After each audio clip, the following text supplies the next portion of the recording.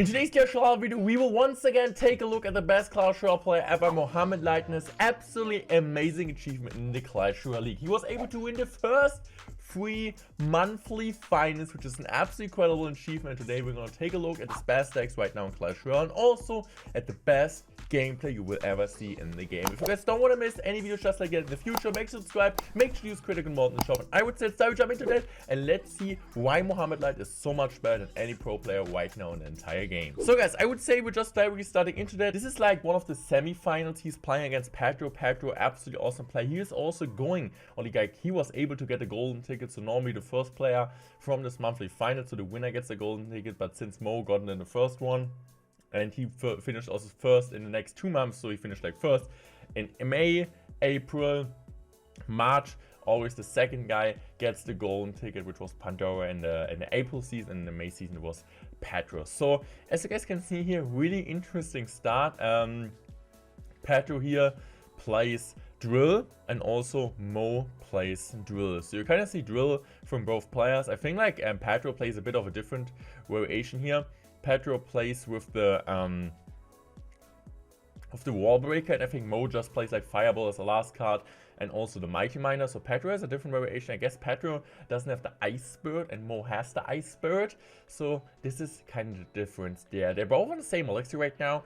Mo has a small damage disadvantage since one of the Wall Breakers connects, since he didn't have a great answer. So also well played by Pedro, of course, right? He's also playing against really good players. Pedro right now one of the upcoming stars in the game. So it's not like he's facing bad players. So Pedro just is gonna drop his Inferno here high because he knows Inferno does pretty well against this. And now Mo just decides to go for a Drill. Also distracted Inferno, really smart. And the guards are coming down. Now he's just gonna go for the Fireball here. I mean, Fireball, not too bad. So he's still kind of forced to defend this, but he's just gonna go for Wall Breaker. I guess Mo's just gonna lock that. And I mean, Mo got some damage with the lock. I think he missed the Fireball. I don't know if he wanted to hit the tower, but so far it's not looking too bad for Pedro. He has a damage advantage. They're playing really similar deck, almost a mirror matchup. I don't know if I would say Inferno or Bomb Tower is better, since Inferno does pretty well against the Mighty Miner, but I would say Bomb Tower overall is a bit better in the matchup, since Bomb Tower does pretty well against, okay, good Fireball. Since Bomb Tower does pretty well also against Drill. So I don't know, maybe could have used the ability. I know that, like, if I'm not wrong, I think the Mighty Miner maybe would have been able to get in range. So he's just gonna go for the Wall Breaker here. Why does he go for Wall Breaker? Because he wanted to kind of predict the muscle from Mo, but of course Mo is not gonna fall for this trap. So he's just gonna go for the Drill here. Great Bomb Tower, this is kind of perfect Bomb Tower placement you want to do. Perfect Ice Bird also, and Mo is gonna go aggressive on the one side and getting some decent amount of damage, or like dealing some decent amount of damage. But so far Pedro is still up 1k damage, so I think Mo is now gonna be a bit more aggressive. He's just gonna support the guards here, which is actually really smart. Now he's just gonna go in for a lock here, pre-lock on top of the guards. Really smart play. And look at the Mighty Miner still staying alive. Fireball is coming down. Guards are getting some chip damage, and Mo, I mean, he's like not entirely back in the game, but now he's kind of like pushing back. Also really great Bomb Tower placement, one of the best Bomb Tower placement you can do against Mighty Miner, since it's like gonna kill both sides. And another Fireball is coming in here from Pedro. Ice Bird also needs to come down. He's also gonna go for the lock, and Pedro also is playing it absolutely insane so far, and Mo really needs to focus. He's still not able to get entirely back in the game, but we kind of now Drill. You just need one good Drill push. He's just going for the Bomb Tower. Mo, I think like Pedro's placements of the Drill are not really too bad. They're absolutely insane, because Bomb Tower for Mo is always coming high, and this kind of means, okay, Pedro is not going to play there, so the Bomb Tower won't really catch. He's just going to go for the Fireball here. Guards are coming down, but this time Mo gets some damage. He's just going to go for guards this time. Mo also kind of goes in for the ability here. He's just going to go in for the Drill here. He will just go in for the lock. The lock kind of comes too late, but perfect Ice Bird here from Mo. But the guards will be able to clean up this entirely. So he goes in for the Inferno. Not the optimal Inferno, as you guys can see, because now Pedro is a bit lower on elixir. But Mo needs to drop a Fireball anyway. So once again, going in here for the Drill. Mo just goes in for the guards pretty late. He just goes in for a fireball. Wall bricks are coming down here from Pedro. Still 900 damage Mo needs to deal here. He's just gonna go for the Mighty Miner, and this is now really important. He goes in for the Mighty Miner, and Pedro decides to not go in for the Mighty Miner yet. Mighty Miner allows 3 guard cycle. He's just gonna go in for this. He would just go also for the fireball here. Really smart fireball in the one. Goblin is connecting the tower, and Mo is kind of getting back into the game. Really bad fireball from Pedro here. Fireball was just like a bit too, I would say, like he played Fireball not directly on top of the drill, so he's just gonna go for the Fireball here, smart Fireball. He's just gonna go for the Ice Spirit here, and one Goblin gets a connection. And like, I don't know like how Mo always does it, but he's back in the game, and you don't know honestly how. So he needs to go for a lock on offense, but he needs to also go for a lock on defense, and it seems like this first game will be a win for Pedro, and this is kind of what you don't really expect, right? You expect Mo to win this, but this is also why I want to show you this type of game, is because also Mo Light is losing, but he's not losing best of 3. He's always, I feel like when Mo is losing, it's most of the time the first game. And honestly, Pedro played it absolutely insane. I think at the end Mo played better since he came back, like especially in Triple X with the Mighty Miner map, since he kind of used it in like more efficient way and also going for better drill fireball combinations, I would say. Pedro missed sometimes drill fireball, but the damage advantage early on, Pedro was like applying way more pressure and also kind of juked Mo a bit with his duels, was putting him in a really good advantage. So Mo's just gonna drop a Valkyrie here, and Pedro's just gonna cycle an EQ. Pedro really known to be a good mortar player, cycle player in general, and he also likes Hawk and Hoggies. So Mo's just gonna drop his mortar here. Queen is coming down here, and Queen is also coming down now from Mo. Also with the ability here, Miner's coming down, Miner's coming in the back, and now Pedro needs to go in for this. He's also gonna go for a log, and Pedro still has a damage lead. So most likely Pedro's last card will be Hoggies. This is at least what you're kind of seeing with this type of variation where you have delivery and log. But Mo has good answers. He has the Valkyrie, he has the Morty, he most likely also has Snowball. It's a dual mode, so you can just use every single card once. And I think this will be this is what he's gonna most likely have. He's just gonna go for the Hoggies here.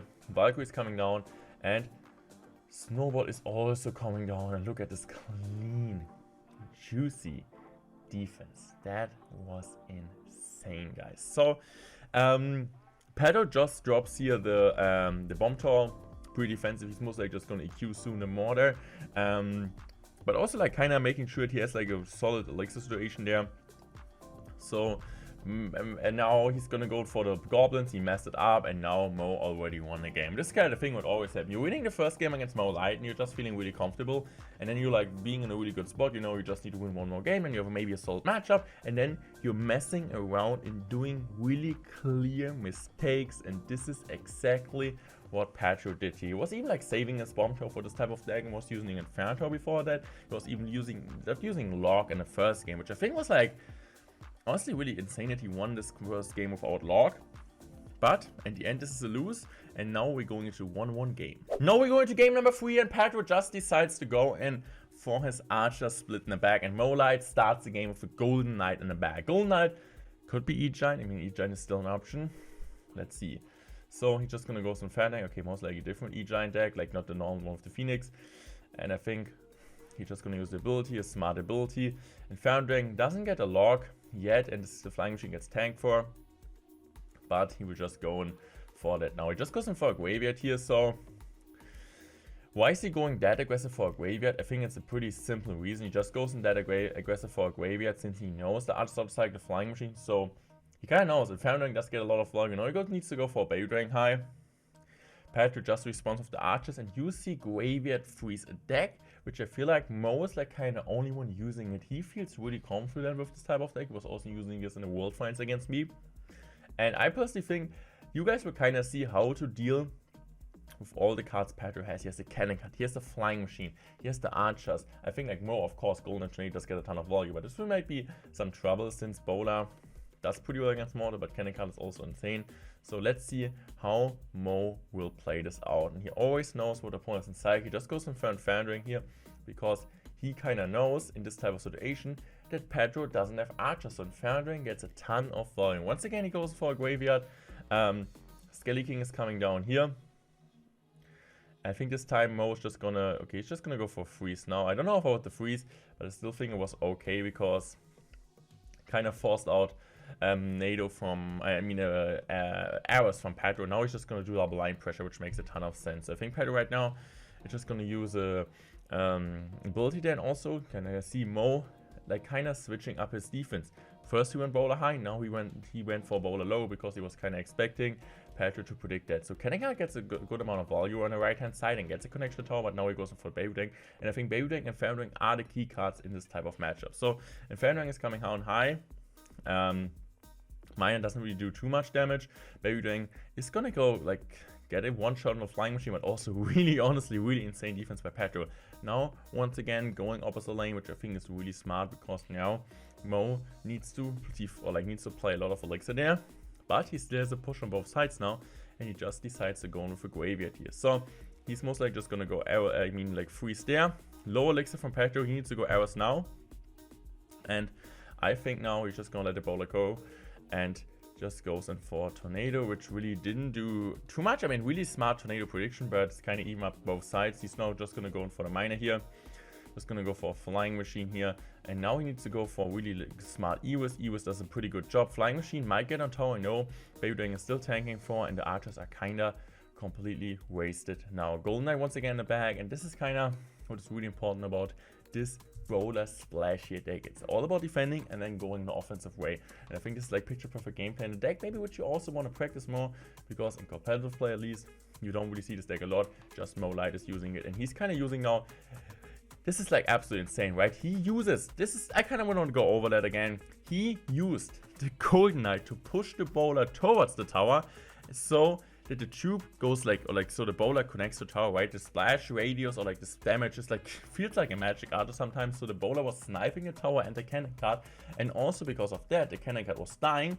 The Golden Knight also went forwards and pushed the bowler, and then the ability dash goes on top of the cannon card and also on top of the tower, which is absolutely incredible. So as you guys can see here, does a pretty good job. I think bowler gets another shot on top of the tower. No, it does not get a shot, but still puts him in an absolute damage advantage, and I think we kind of know how good Graveyard is in Triple X, and we still need to be careful.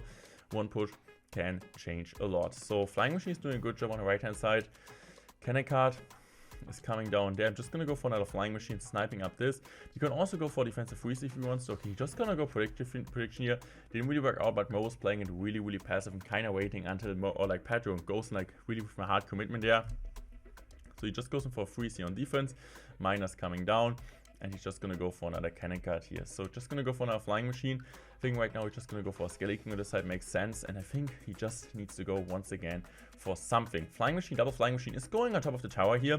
So this is honestly not too bad. Miner's also coming down, and I think he needs to go down now for a freeze here. Freeze is coming down. He's just gonna go all in on this side, but Mo is doing the optimal job. And this is kind of what Mo does so well, that he knows how to commit enough elixir on both sides to win games. So this was just absolutely key. I think his game was frozen there.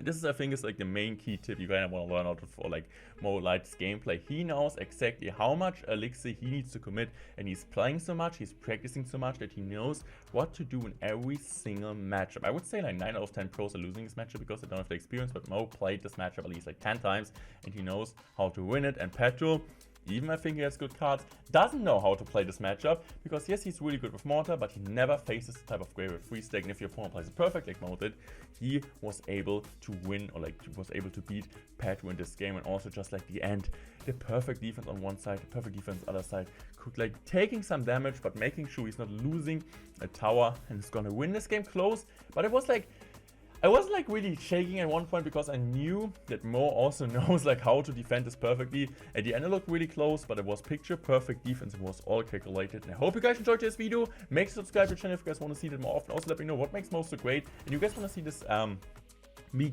like analyzing gameplay more often. I have a ton of fun doing that. You kind of see new decks, you kind of see my pro shares, pro opinion there shared on this channel. So let me know in the comment section what you guys think about that, and I would say I'm out. Thanks for watching. I love you guys. Goodbye.